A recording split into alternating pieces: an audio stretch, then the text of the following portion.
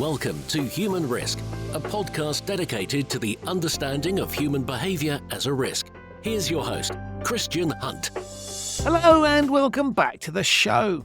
I've got a question for you. What is it that makes a job enjoyable and fulfilling? Well, you'll have your own answer to that, but chances are it'll be to do with what you're required to do, how much freedom you have, whether you think what you're doing is worthwhile, and how well what you're asked to do plays to your skill sets and interests. We all know this, yet all too often companies focus more on profit and less on creating environments that truly allow people to flourish. My guest on this episode, Philippa White, thinks things can be done differently. She's the founder of a company called Leadership and the author of a brand new book called Return on Humanity. In her work and in her book, Philippa argues that it's possible and desirable to chart a new course, one that recognises our shared humanity as the ultimate driver of innovation, resilience and satisfaction in the workplace. Now, if that sounds idealistic, it is, but it's also realistic. As you'll hear, Philippa has so much energy and enthusiasm, and I love her perspective on the world. If human risk is all about mitigating the risk of poor decision-making, then Return on Humanity is all about the opposite, human reward, getting the best out of the people we employ. What you're about to hear are some fascinating insights. So please enjoy my discussion with Philippa White on leadership lessons. Philippa, welcome to the Human Risk Podcast. Thank you so much, Christian, for having me here. We've obviously had many conversations, and I feel like I buzz after every time that we connect. So, yes, I'm likewise. So, no pressure on either of us to produce an interesting episode. But to help us do that, to make sure I don't mess it up, obviously I know you, but why don't you tell my listeners a little bit about yourself? Yeah, well, just to put this into some kind of perspective, my accent is Canadian. So you're hearing a Canadian accent. I'm sitting in Brazil, where I've lived for almost 20 years. It's really hot. And I grew up in Canada, born in South Africa, and my business is based in England. So I think I would consider myself a global citizen. And so that's a bit of context. And I'm the CEO of my business, Leadership, which I've been running for 20 years. And tell us what that business does. So I'm going to answer your question with a question, actually, to you, just to put this into some kind of, context. So what companies do you genuinely love being a customer of? The companies that really make you excited. Remembering that we come in contact with thousands of companies a day, or, and it could be rhetorical. You might not have the answer, but just even for the listeners out there, just think about the companies that you genuinely love being a customer of. So I'll give you an answer. You're going to hate this given the conversation we had to start with, but I'm a massive Apple fanboy because their stuff just works. I should add to listeners that Philippa's had an issue with her phone, which makes this the worst timing. But you asked the question, so I'm going to answer it. I'm a big Apple fanboy because I just love what it offers me and the way the brand makes it. But if you wanted, I don't know, if you wanted to pick sort of things, I think probably my favorite business. I'm a big fan of. I love restaurants where they really look after you, where you go there and you kind of just have a great time and you walk out with a smile on your face. And I think increasingly as I'm looking at spending my money and who I spend my time, I'm like, if there is an option to do it in a pleasurable way, and I'm privileged enough not to have to always look at how much things cost, which is a nice position to be in. But I like things that to quote Marie Kondo, that spark joy. And so if I can give my money to a business that delivers, I want good service and I want things that work. But I also just want to have a sense of something very human. How's that? And that's perfect. And to be honest, I echo you, other than the fact that my phone has just burnt itself. I don't know what's happened, but it's fried itself.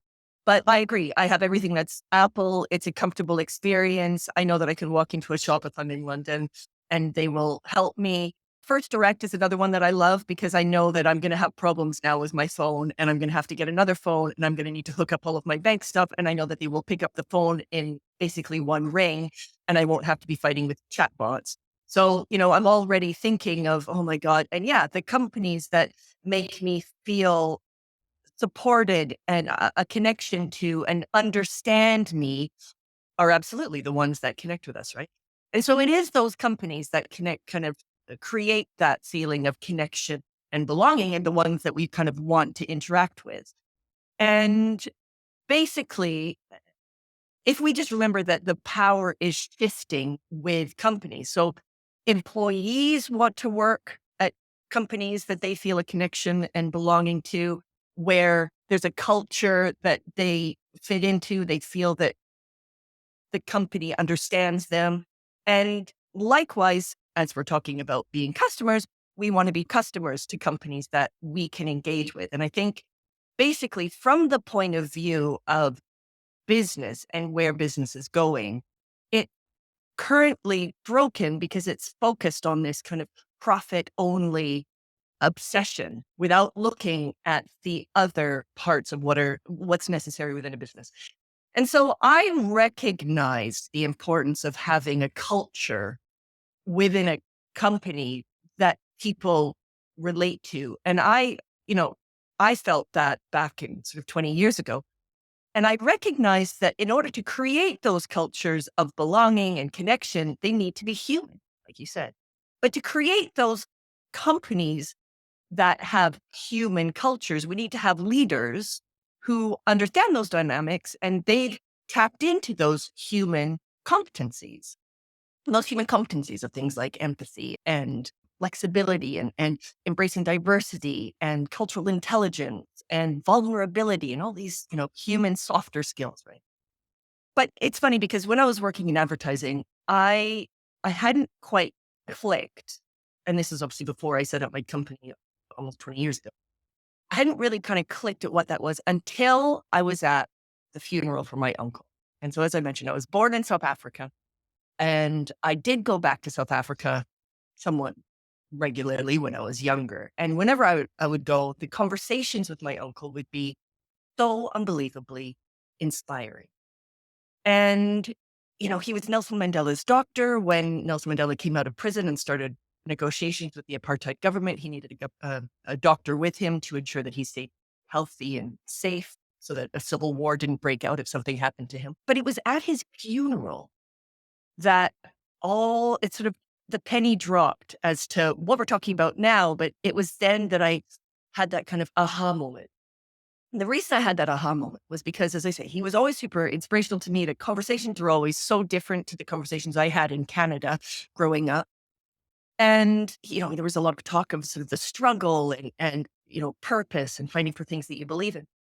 And when I looked around the room at his celebration of life, it was this unbelievable sea of faces of so many people from so many different backgrounds. So there were comrades from the struggle, there were medical colleagues, there were government ministers, there were family members, and there were people from the communities. And obviously there were people on the roster to speak, and those people spoke. But then there were two people that spoke that changed my life forever. And that's the reason I do what I do now and why I also wrote my book. One of the people, he put up his hand. He came from a colored community where they speak Afrikaans.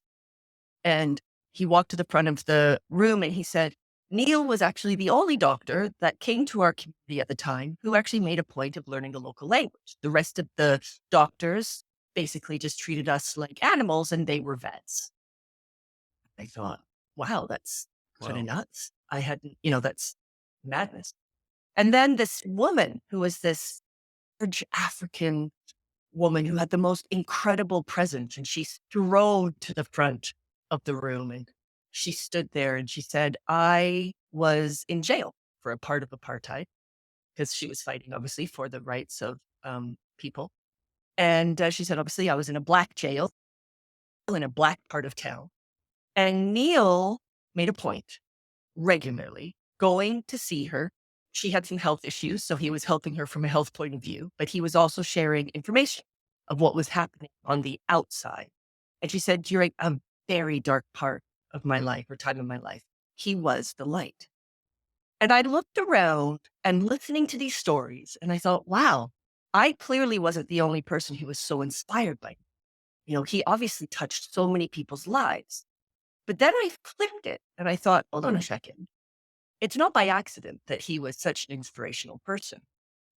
All of those people made him who he was. And those experiences that he had of pushing himself in different ways and stepping out of silos and meeting people who are completely out of his normal everyday world made him that unbelievably inspirational person that he was. And it was all reflecting on that and then thinking about the leaders that I, you know, really rated and the people that really touched my life. And I thought, oh my God. And at the time I was working in advertising and I was, surrounded, working really hard, surrounded by very like-minded people, going to the pub and hanging out with very like-minded people and having conversations with people who basically are kind of like me and living with people who I either knew or were introduced through the people that I knew. And you're sort of in this kind of middle class bubble, but yet we're expected to give nuanced advice to clients and build massive brands and be inspirational leaders and think big and challenge the system. And how is it that we become the leaders that we admire and become the leaders that we know that we need to be if we're living in this very kind of safe world? And so it was at that time that I recognized, you know what? We need to create these types of companies that we want to work in, the types of companies that have leaders in them that are human, that understand the power of inspiring people and how to drive the world in the direction that it needs to go in and to create these environments. And I recognized that in order for that to be possible, we need to make an active effort to do it because it's not easy to find the opportunities to meet people who are unlike us or to push ourselves in different ways or to grow in ways that is takes us out of our comfort zones. And so I created an organization called TIE. It's called TIE Leadership. And our tagline is better people, better companies, better world. And it basically means the more that people can tap into their humanity, the better companies are and the better world we have. And my book, Return on Humanity, is basically lifting the lid on that secret sauce and bringing all of that to life.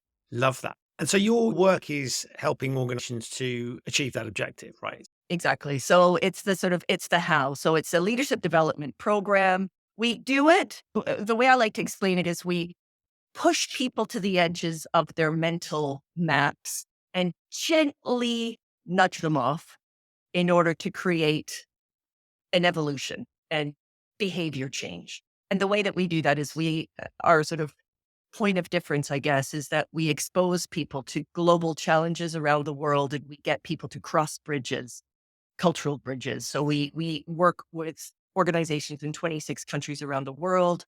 So we work with a lot of people from the global south and learn from different perspectives and different ways of living, but also getting professionals to engage with these real global challenges that are faced, and they often have to solve them or they work with people from different places. We have leadership development programs that work in a number of different ways, both cohorts, individual, that do that. And so this international flavor, I mean, that really points to your background, which is why I think it's really interesting. You've grown up as a global citizen. And so when you're looking, part of the thing you're saying here is actually it's this power of seeing things from a different perspective, different experiences, different backgrounds. And that I really sense comes from your own experience, that you recognize the importance of that diverse nature of the world. Absolutely. And again, it was, it could have been so easy for my uncle during a horribly, oppressive time in South Africa, a regime that dictated exactly how and where and everything you should live. And it would have been very easy to be a very comfortable white middle class doctor living a very comfortable life in white South Africa. But he didn't. And he used his privilege to challenge a broken system. But as a result, he became incredibly resilient and purpose driven and filled his soul with so much inspiration and reserve and purpose. And so I think as individuals going through our daily lives, if we just continue to kind of get in that monotony of life, so get up, go to work, have dinner, go to bed, wake up in the morning, get the kids off, get on the train. And it's very easy to do that, but there isn't growth in that. And if we want to become open-minded, if we want to become empathetic, if we want to understand the power of vulnerability, those are all, you can't really learn that over a PowerPoint presentation. You have to feel it And that's what creates the environments that we're talking about. That's, First Direct, for example, they're an amazing, amazing company, but they understand that you're not going to have good customer service if the people at the company aren't happy. Well, how are the people going to be happy if you actually understand what people need? Okay, so what do people need? And then it's sort of working backwards. And that requires empathy. It requires understanding. It requires flexibility. It requires all of these softer skills, which create the business. I guess the people that come to you clearly understand this, right? So you're not going to have people approach you who think it's a bad idea. So what is it that is this people who are looking for a solution to things? They recognize that there needs to be something. What is it that grabs people's attention about what you offer and the way you look at the world? Yeah, it's a really good question, actually. And if I think of the clients that we work with, I would say that there's almost like a one-liner for each of them because it's, different companies, of course, have different challenges, right? And different industries have different challenges. And there's some concepts of what we talk about, like self-awareness. That's a complicated subject matter. But the chief people officer at one of my clients, I mean, this is an area that she says it is a massive problem that we have at companies because if leaders don't know who they are and therefore don't know what is important to them and what makes them happy, and therefore aren't living their lives with intention and just following the path that society have put on them or the system or school or their parents. I mean, there's so much baggage that all of us can relate to. But if people are in those roles, it's not because they've chosen that and it's not something that speaks to them. Think of the kind of leader that they are. So they create environments. I mean, those leaders, we can all picture them, the ones who are probably not very happy. They don't understand about empowerment of people. If you're not happy, you don't make other people happy. And that's a massive problem that businesses have. If we give people the opportunity to really understand these concepts, but that happens again by taking people out of situations that are day to day, forcing them to recognize, see themselves and see the world from a completely different point of view. You start to unlock that. So self-awareness is, but also just talent being stuck in a hierarchy with little space to act and grow. That's a big problem. So we know that we need silos. We know that we need those silos to decrease risk, which you talk about. And so there are certain things that companies need, but at the same time, that doesn't allow people to be able to have that space to be able to grow and step into opportunities that they know that they're capable of, or even don't even know that they're capable of, but they're not given that space to even try. And again, that's a lot of what we do. So people work with us for that reason. Thinking is super conventional and narrow-minded and limited. Because of the siloed perspectives, people are stuck in convention. And again, the importance of being able to push people out of those zones of comfort and to be able to create those wider perspectives, it immediately impacts innovation because suddenly they see the way that the world works in a completely different way. And I think resilience is a big issue. So people get paralyzed by setbacks. And when you have the opportunity to do something in a way that you don't normally do. So we have real life experiences that happen. I mean, it's experiential learning because I'm a huge believer in experiential learning. That's where you push people to the edge of their mental maps and they get gently nudged off because suddenly their feet are kind of they're just above, they're not quite hitting the ground. And it's an uncomfortable feeling, but at time it's that, oh my God, and at the end of it, it's, oh my goodness, I can't even believe I actually made that happen. But it's understanding that on TIE, you are supported. We provide that safety net to ensure the success of it, but you will make it happen. And so once they've done that, they then feel inspired to find solutions because they know that they've managed to make it happen before. And I think it's also just giving people that opportunity to really tap into their inner power, because often people are limited by their beliefs of what they're capable of. And again, once you recognize just your potential and what you are capable of through different opportunities, it then allows you to be able to see your potential for just being able to make a difference and feeling comfortable in uncomfortable situations. And I think more and more we're facing that the world is just so uncertain. And the more that people can have that confidence, have that perspective, have that inner strength, I mean, it's a powerful force, and that's what we create. And so what would be an example of something you get someone to do just to get a sense of the scale of the challenge? Yeah. So there's three ways that we work. So one is with individuals. We have cohorts, and that's virtual. So individuals, immersive in country. I'll explain very quickly each one, but just so Mhm. you can kind of picture it. So one is immersive individual. Another one is cohort virtual. Both are experiential. And then another one is scalable up to 500 people. And that's a slightly different format, but I'll explain that. So the individual one, that's what we've been doing since I started Thai, God, in 2006. So a long time. And that's where people will have 30 days in country, Ghana, Malawi, Guatemala, Brazil. It needs to be a safe place, but they could, they're there in a country they've never been to before, sometimes having to speak a language they've never spoken before, with people that they've never met before, in an industry they've never even known anything about before. And they have a very specific objective, and they have to answer that. And they do, with very limited resources. That's where constraints are unbelievably powerful. Necessity being the mother of invention. We prove that literally every single program. And they manage to make something happen. The entire program is about 6 months because there's international development training and there's coaching and there's preparation. But out of the office, they're 30 days on the ground, and they need to make something amazing happen. And they always do. And it's amazing because often people say, oh, right. So if we're an investment banker, do you have investment banking programs? And I'm like, you don't understand.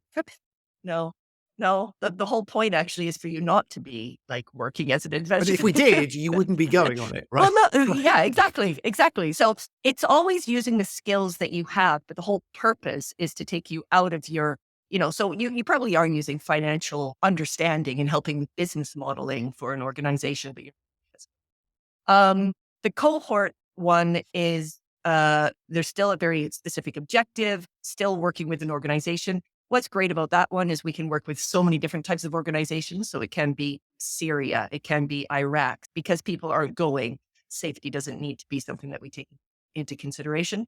And it will be a group of 6 people from around a business. And that's what's super interesting, because another big issue that company can relate to is this siloedness of individuals where they don't talk to one another. So you can have engineers who are not talking to the salespeople, who are not talking to the marketing team, who aren't talking to production, and everyone's sort of working in these siloed areas. But if they did actually come together, it makes such a difference.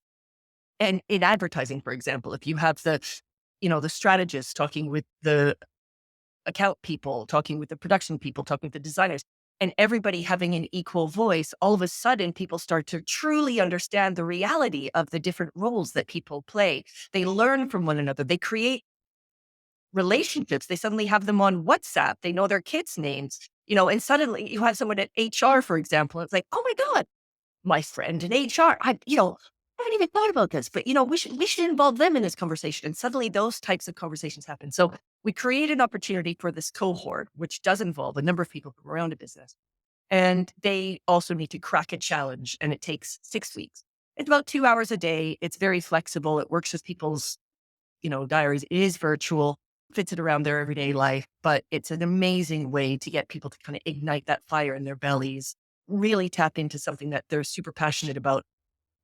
And they come up with unbelievable solutions in such a short amount of time. And then the global tie, the scalable one, that's very different. So we work in a number of different ways. It works on the whole once a month over 12 months.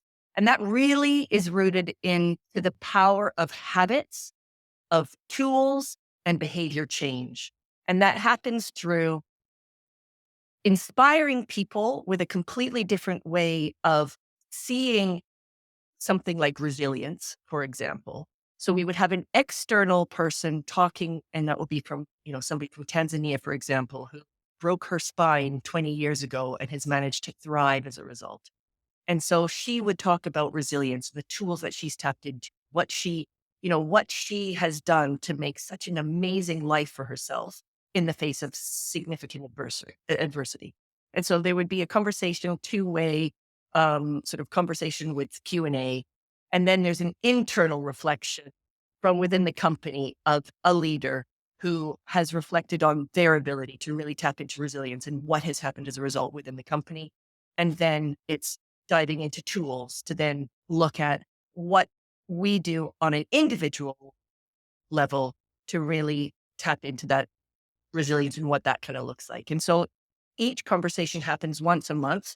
It's broken into quarters, and each quarter is a different, so it could be self-awareness, citizenship, collaboration. And so each one will have a need or a competency that is important to the company.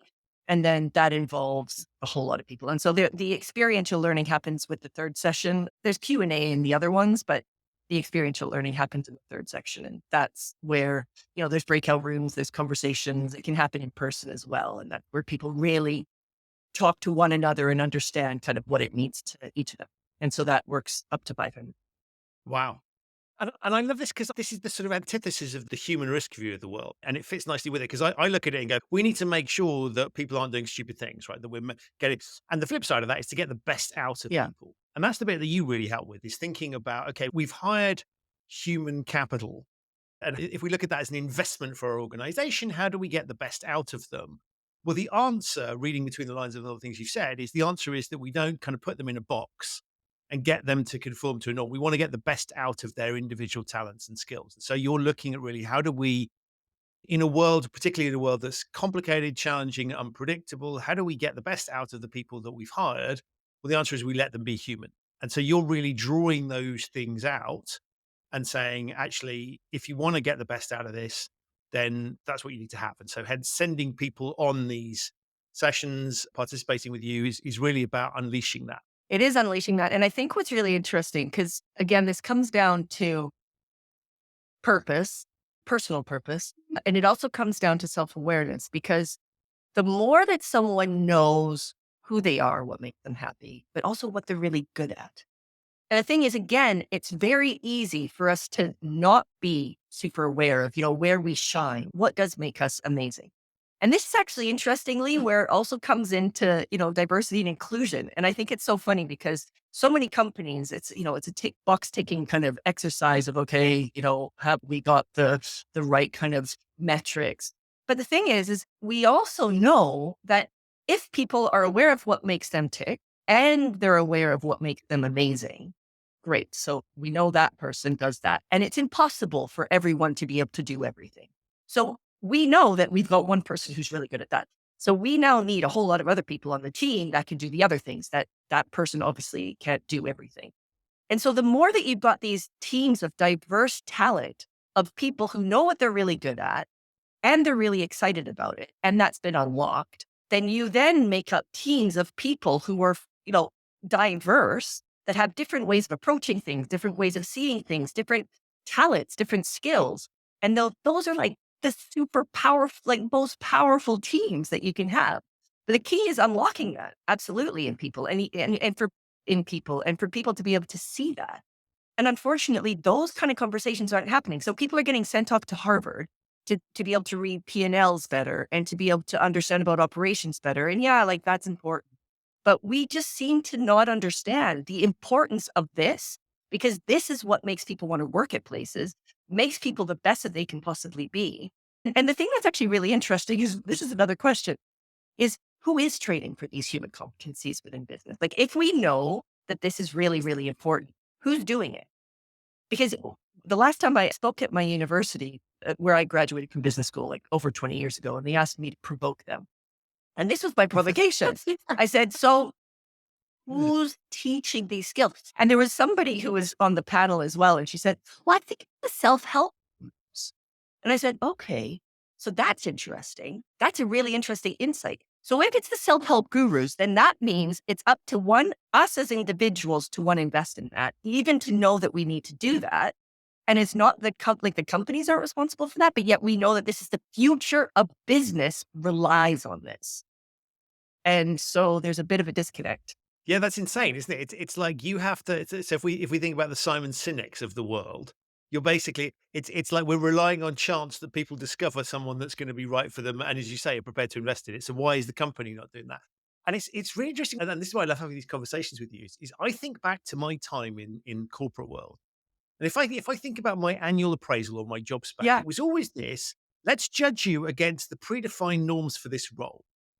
And some of those were things that if that was 100% of the job, you would never in a million years hire me to do it because I'm useless at them and I don't like them and they don't play to my strengths. And so there would be this sort of assessment based on this is what the job spec says. And there was no sense of, well, how do we craft a job that gets the best out of you? And let's take away those things that you're useless at or you don't enjoy. And there's a big overlap between those two things. And let's change somebody else's spec Yeah. so that they would cover those bits. And I think there's always this interesting thing about how do we get you to conform to the box? Yeah. As opposed to change the shape of the box so it matches the person in it. And if we get enough boxes, we can cover the ground that we need to cover Yeah. with different people. And what I think is interesting is as you talk, if I think about sports teams, let's take a sport like football, right? So soccer for the American listeners, right? The big teams go in and they buy specific players to slot into their system.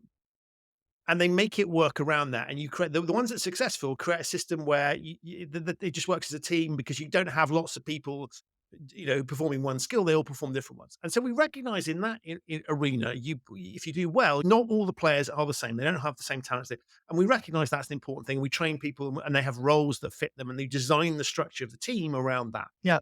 And that doesn't happen in the corporate environment. And so as you're looking, one of the things and I've said this to you before, is one of the things I find fascinating. As I look back, I think a lot of the things you're saying, a lot of the reasons I wasn't always happy and that I may have had to move on was exactly this, was that I was expending huge amounts of energy, avoiding doing things that I hated or Yeah. doing them badly, Yeah. and then having to somehow justify that. And that's not a fulfilling position to be in. Whereas actually, the times I was successful, it was probably me getting involved in stuff that interested me that no one had told me to do, but I loved it. And so Yours is a perfect example. Totally. and so why don't we make the system, why don't we embrace that as a feature rather than having to have people fight against it? Totally. Totally. And I mean, I talk about in the book, I talk about Jim Carroll's example of his performance appraisals, because he talks about that in presentations as well. He's one of my advisors, but I do talk about that in the book. And I love how he said, every year he would just keep going back and his boss would say, nope, you're still pretty crap at that and you need to get better. He's like, oh my God. And so he's like, okay. And then the next year he goes back and has the same conversation. Yeah, no, you still haven't quite mastered that. This is fine, but like that, you need to get better. And he's like, okay. And then after a while, he's like, hold on a second. I don't think I'm ever going to be good at that. So you know what? I'm going to focus on this. And actually, I'm going to make this bloody brilliant. And the moment that he unlocked that and he's like, yeah, this is my thing. It just exploded and it was amazing. And then he became known for that thing. And then there were other people who could do the other things. And I think it sounds so simple, but unfortunately, like you say, unfortunately, not enough people are aware of this. And this is what is destroying people's souls at companies and why they're leaving. And if people get it, you have people who then feel empowered. They feel that they're able to work towards the thing that makes them them. And they're able to match it to whatever the thing is that your company is all about, because that's your purpose and that's your thing that you're sort of standing for. And they can kind of find their way to be able to realize their essence where they are. And then they stay and then they're happy. And then they are amazing with your customers and they innovate and they make your work fantastic. But if it's just focused on making a lot of money and fitting into a system and these boxes, it's not working anymore. And people are not wanting to stick around anymore. And the sooner people wake up to this, the sooner they'll be able to create the environments that people want to work. You mentioned the book, so let's move on to that. So clearly you've got the business that's doing what it's doing. What prompted you to write the book? To be honest, what prompted me to write the book is because it's been me and my PowerPoint presentation going around and having conversations with people about this, right? And it's a little bit limiting. And it's so funny when I asked you the same question and your answer, I was like, oh my God, I can totally relate to this because it is so funny. It's like, I know it will just be a lot easier if I have a book to kind of to make people aware of this. And it's like much easier to write a book. So it's like, that was like, great. Yes, that was the hardest year and a half of my life. But anyway, it's been amazing. And actually, it's fantastic writing a book because it forces you regularly every single day to write and organize your thoughts and make sure that your thoughts make sense to other people. So that it was an amazing experience. But yeah, it's just very limiting when it's just you and your ideas. And I think I have been doing this for a very long time. And I talk with so many different people. So it's leadership lessons from all corners of the world. So it's Return on Humanity, leadership lessons from all corners of the world. And it's not a prescriptive book. It's full of stories and perspectives from literally so many different sectors and people all over the world. And the reason why that's so important is this is not something that just one sector is saying. It's not just something that, me, Philippa, it's just me that's saying it. It isn't. This is something that it's a recognized serious issue within business. And there's something that we can do about it. And that's the beautiful thing is that's literally all of us have the power to be able to make this happen. And it's tapping into our human assets. And that's what I talk about. And so it's giving ourselves permission that this is even a thing, that there is power in vulnerability. There is power in being ourselves. There is power in being empathetic and asking questions and not knowing what the answer is. So actually asking again and truly trying to understand. And so there's power in these, we used to call the sort of softer skills, but now I'm calling them human assets.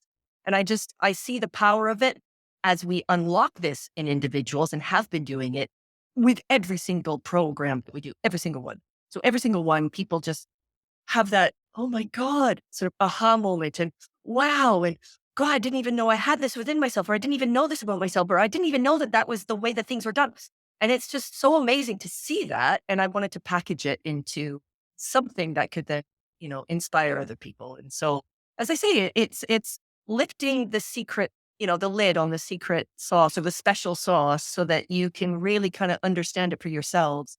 But how you can do it is obviously there's some ways that you can kind of take home and just reflect on as you've done. But if you're in a business that recognizes that this is an issue, then how you can do it is with Ty.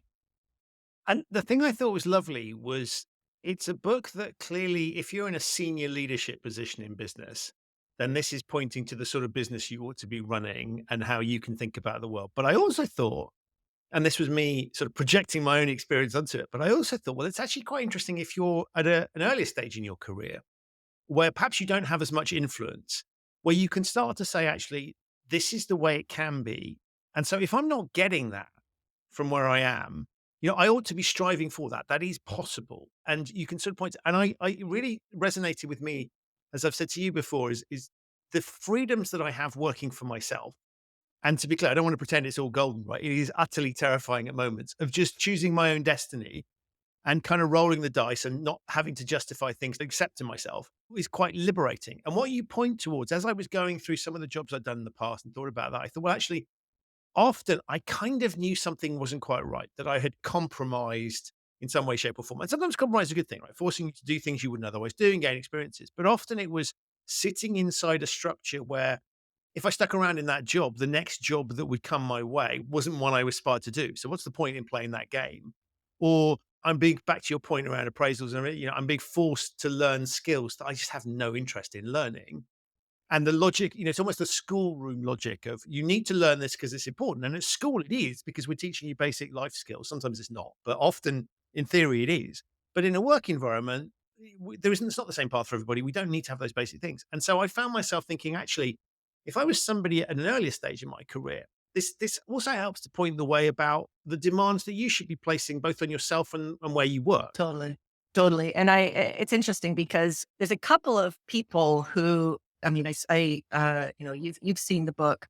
There's a couple of people who've also seen one of them, she's at Oxford University. She's graduating. She's a daughter of a friend of mine, but she's followed Ty, so much. And this book is something that, we've had a conversation. She works at the, one of the newspapers at Oxford. And so she, she's written a story about me and she's asked, lots of questions. And she basically said, this has been so helpful for me to just I'm starting my job search. And actually, I hadn't even thought that when I'm looking for a job, I'm in a position where I can start, I can be picky about what I want, or I can ask questions. It's a two-way street. And I think that is something I think that everyone obviously needs to really think about. But I think also from the point of view of what kind of leader do I want to be? If I really think about if we all, listeners, you, me, if we just think for a second about the kind of leaders that really touched our lives, the ones that really we think back, teachers, leaders at work, or, a colleague. But if you think about the people that really stand out, they are the people who have these human assets. They're the ones who, were brave, they were courageous, they challenged the system, they understood you, they gave you space to grow, they empowered you, they understood you, they understood your needs as a person. Those are the people, right? So as we're coming into business, what kind of leader do you want? And to give people permission that actually what was once the type of leader that was revered and sort of that you must do this and this is what I say goes and blah, blah, blah, that doesn't work anymore because people are going to leave. It doesn't work anymore. It doesn't, that's old school. And people I think it's an exciting moment because I think my daughter asked me, actually, it was fast. She's 13. And she said, Mommy, what are the last the last few words of your book? I was like, huh? That's a crazy question. She goes, yeah, no, I mean, genuinely, what are the last few words? And I said, well, thank God I do know what they are. And it's hilarious that you're asking that. But anyway, it's the time is now.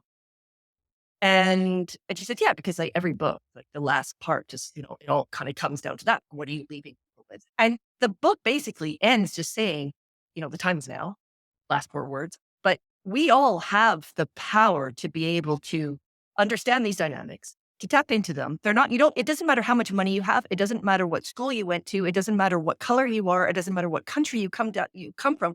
We all have. So we all have the ability to tap into this humanity that we have. And life is better. Leadership is better. And companies are better if you manage to do that. And yeah, so I think coming into business, university students, even before that, if you enjoy reading, I think it works with them too. Yeah. And you filled the book with some fabulous stories, and there's one that just jumped out of me. And I've told you what this is, but I'm going to get you to tell it because it's just. I think it's a really good illustration of something that, and it's not a significant story by any stretch of the imagination in terms of the overall narrative, and it's not that you spend pages and pages talking about it. But I'd love you to tell it because it's just a really good illustration of the kind of. From my perspective, I was going to use the word random, but I think diverse is a much better way of depicting it. Of you take us around the globe, you take us to different situations, little anecdotes, things that have happened to you. And this one was the one that resonated, and I loved it because one, it just made me smile, but two, I think it's kind of relevant to the show. So I'll get you to tell it, and then maybe sort of explore what we can learn from that, just as an illustration of the kind of things that are in there. Yeah, cool. Well, I'm going to position it I think in business, we always just need to think about how we show up, right? So how do we show up? And how can one situation where we perhaps might not have shown up as well as we could have, maybe hindered an exchange? And perhaps how we show up in other situations where it's made a situation perhaps turn out well. And then what are those dynamics? So we can reflect on that in a second. So the story goes like this. A group of Italian engineers were keen to teach Zambian people how to grow food. So they arrived with Italian seeds in southern Zambia in a beautiful valley that stretched to the Zambezi River, and they started to teach the local people how to grow Italian tomatoes, zucchinis, and other vegetables. The thing is that the local people weren't really that interested, and the Italians just couldn't quite figure out why. It was such a fertile valley, and nothing was being grown. In the Italians' minds, the Zambians were really missing out. They demonstrated to the Zambians, guys, it's so easy. How lucky are you that you've got this input from us, the Italians? And thinking, thank God we're here just in the nick of time to save the Zambian people from starvation. But on one fateful day, it all became very clear. When all the food was ready to eat and the beautiful red tomatoes and gorgeous zucchinis, 200 hippos came out from the river and ate everything. My God, the hippos! Exclaimed the Italians. Yes, that would be why we have no agriculture here, said the Zambians. Why didn't you tell us? The Italians asked. Because you never asked, said the Zambians. Now, I can't take credit for this. So this was a TED Talk by Ernesto Ceroli. Highly recommend it. He obviously says it a lot better than me. It's had some numerous million views for obvious reasons. And I think, so that's the story. But I like it because there's so many things I took from that, whether it's the boardroom has no clue what's going on the factory floor, or whether we need to tap into everybody's knowledge, thinking about how we do things, why we do things. There's a natural presumption that our way is the best. There's a nice little colonial element to it. So I loved all those factors, but I think that just for me is a really good illustration of the way that you're approaching this topic. Because it's one of those things where the books that this will sit alongside in the bookstore, Yeah, right. there will be some that will have a sort of preachy element, and here's a framework, and here's a whole load of academic research. And I'm not suggesting for 1 minute that your stuff isn't robust. It absolutely is, but you're not majoring on the academic thing. And the bit I loved was your message is all about humanity. Clearly, it's in the title, obviously. But you're not doing that thing that I see so often, which is we need to be more human. And then the book is written in an inhumane way. Yeah, right. That's sort of, let's bombard. The way we will tell people to be more human is we bombard them with academic research and numbers and stuff that just doesn't resonate. Mm. And so I love, that for me was the substance and the form matched beautifully. And that's just a really good illustration. Oh, well, thank you. Yeah. And that's what I tried to do with the book. As I say, it's leadership lessons from all corners of the world. It's a whole lot of different stories from different people. It's not prescriptive. There's stats in there. I can back up a lot of the arguments. All of the arguments, there's a lot of, there's a nice reference section at the back if you want to be able to check it out. So there is robust information in there, but I couldn't agree with you more that I personally, that's why I loved reading your book, because I'm not a massive, I just find business books can be really dry. And if you want to get the information across, you need to connect with people. You need to create stories are the way to do that. Your Danny Boyle story, I think that's also great. That's when you can put yourself in the shoes of other people and you can see yourself and you can reflect on it. And I think with that story, what's so important about it, because I see it all the time with the work that we do, being an expert is sometimes a hindrance. Of course, you've worked very hard to get to that expert position, and it's fantastic. But it's harder for people to be vulnerable because they're so used to being in control. They're so used to having all the answers. They're so used to having people go to them. And the moment that people ask questions or accept the fact that they probably don't know the answers, it's difficult. But at the same time, in this day and age and the way that the way that the world is going, we need more and more people to accept the fact that we probably don't have all the answers, and we need to bring voices in from the outside to be able to understand what's going on. And in order for that to happen, trust needs to be built, how you show up. So it's sort of asking questions. It's not just thinking that you have all the answers and sort of imparting your knowledge on people or imposing your position. It's asking questions. It's reading between the lines. And that needs to be done more and more. And that's what that story tried to sort of get across and explain it a bit at the end of the book, a part of the book, to sort of bring it to life a bit more. But I see that a lot with individuals who are working in parts of the world that they've never been to before, and they don't know anything about it. So why would they know the answers? Of course, they're not going to know the answers, but we get to sort of 3 weeks in, and I always get a phone call, always. And they say, so we haven't quite cracked the brief. We just haven't quite cracked it. And I can say, okay, well, have you asked the organizer? Like, have you picked up the phone? Have you spoken to the beneficiaries? Like, have you spoken to the street kids? Have you spoken to the beneficiaries of the organization that, no, we haven't done that yet. No, we haven't done that. And I said, oh, okay. So I'm just not really sure how you think you're going to come up with a solution if you don't do that. Like, maybe just do that. Oh, okay. Because we didn't really want to go to the organization and say we don't know the answers because it's going to make us look like we don't know the answers. And I said, well, but you don't know the answers. Of course you don't know the answers. So then that gives them the permission to be vulnerable, to say that they don't know the answers, to see if they can have more conversations with different people. And always, literally every single time, they don't even call me after that, because then it's like they've taken off the training wheels. They're like riding their bike. And it's basically that. So remembering to be vulnerable. And that's what that. I love that.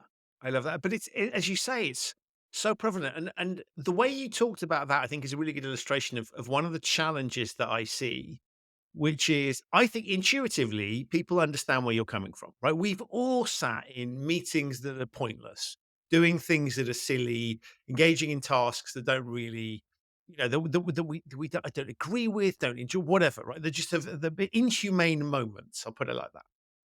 And so on the face of it, we all know what you're talking about. And yet there are huge vested interests in this not happening. So one of the reasons that I may not be able to do what you just outlined in a business environment is, well, I spent ages getting to everybody expects me to know the answer. I am a senior person. I am here on the basis of my years of expertise and very, very male approach. Be honest about that. Word of confidence and everything else. But because I've spent so long in the old system, I have a vested interest in perpetuating it. And so one of the things I think is really interesting is we all intuitively know this, but for this to take hold, it requires, there's going to need to be a shift. And some of that's going to be generational, some of that's going to be circumstances of life.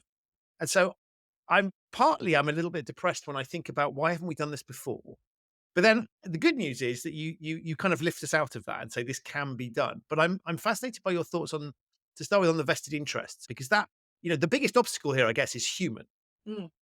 I mean, it's a really good question. And I would actually say, well, we need more women in business. And I'm not saying that men are evil at all. I'm not saying that business can Some of us only be.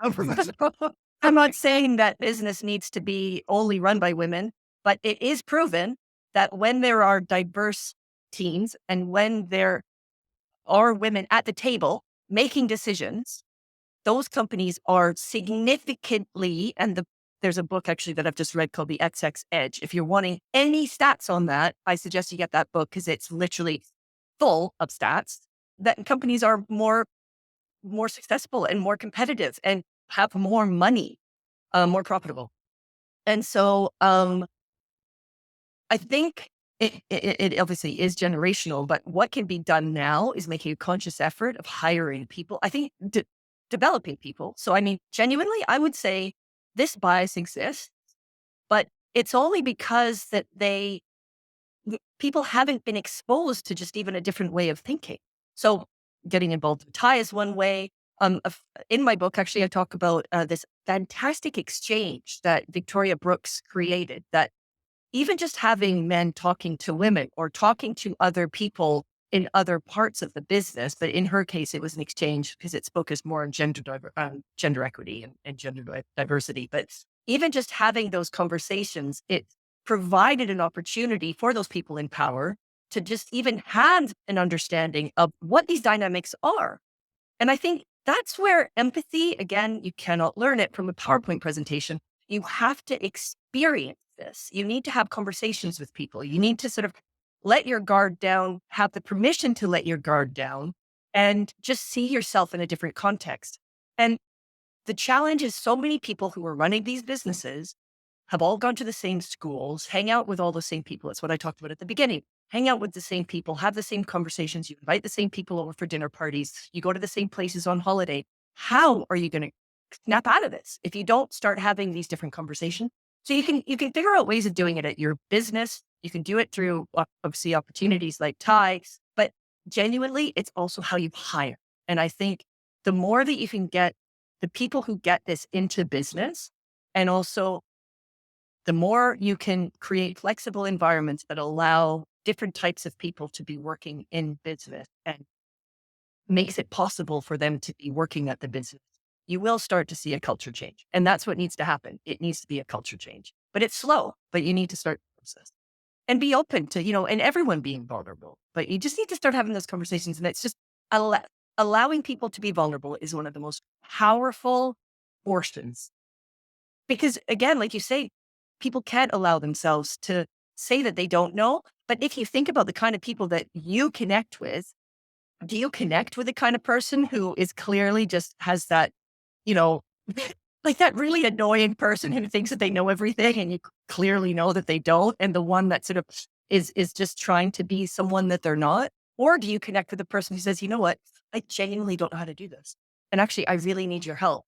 And I recognize the fact that ideas can come from anywhere in the business. And you might have just started, you might be a grad, but I really value your opinion because I don't know how these things work.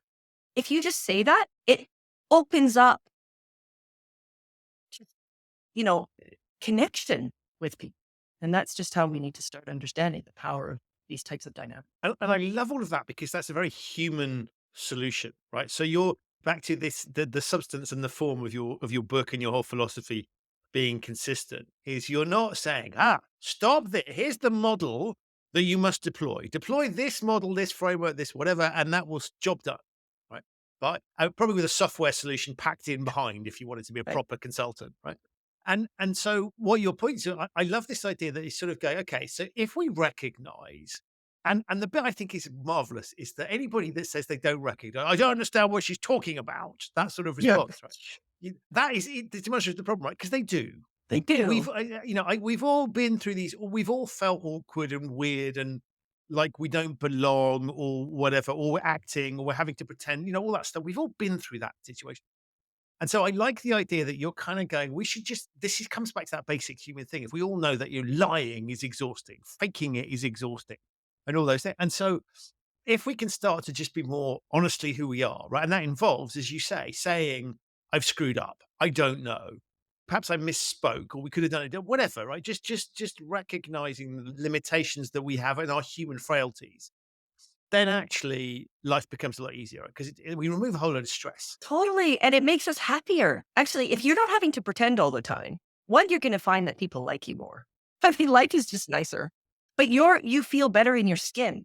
I mean, it's not surprising that so many people have ulcers or getting, seriously ill because they're kind of feeling trapped in a system or in a way of being, and also putting an unbelievable amount of pressure on themselves that isn't helping anybody. It's not helping your family. It's not helping your relationship with your partner. It's not helping your health. It's not helping the people around you. And so again, it's giving ourselves permission to genuinely tap into this and that's why the book is separated into 3 sections, because before we're leaders and before we're running businesses, we're humans and we are people, right? Who have families, who like living in life situations that find us in different. And so we know that in those normal everyday kind of situations, life is genuinely better when we just tap into these competencies. And then as a result, once you become a person that is happy within yourself and you're able to then you, as a leader, everything flows better and companies are better. And then we also know that, and then the 3rd section is the world. We also know that once all of those line up, it creates more sustainable companies. It creates companies that are better for the world, that the world can sustain. It all kind of just, connects. And so again, if we do the antithesis of that, if we are stuck in our ways, think that we have all the answers, I'm an island, I don't need anyone else, not considering cause and effect. So decisions I make here, I don't give a shit. Sorry, I swore. Then it just swear away. You got that. Yeah, I know. See, that's a good example. Why are you apologizing? It's perfectly okay to swear on this show. We want people to be human. Yeah, right. She doesn't give a shit, everybody. Don't give a shit. Right? No, I'm saying, if you don't give a shit, then that's not how we can continue moving forward for the betterment of literally any stakeholder in this equation. I love that. Wow.